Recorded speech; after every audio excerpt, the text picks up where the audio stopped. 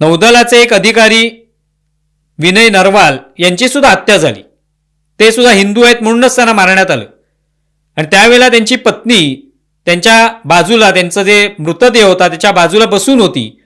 त्याचा जो फोटो आहे किंवा छायाचित्र आहे हे प्रसिद्ध झालं सगळीकडे आणि सगळ्यांना त्यामुळे प्रचंड दुःख झालं की अवघे काही दिवस आधी त्यांचा विवाह झालेला होता आणि हनीमूनसाठी तिकडे गेलेले असताना ती हत्या झाली. त्यामुळे लोकांना प्रचंड संताप सुद्धा आला, दुःख सुद्धा झालं.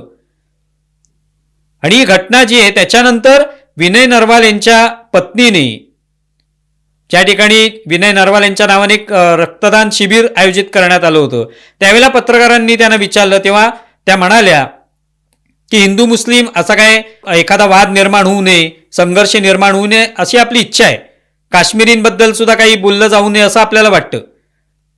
जे झालं गेलं ते आता होऊन गेलेलं आहे असाच त्यांचा एक साधारणपणे म्हणण्याचा अर्थ होता.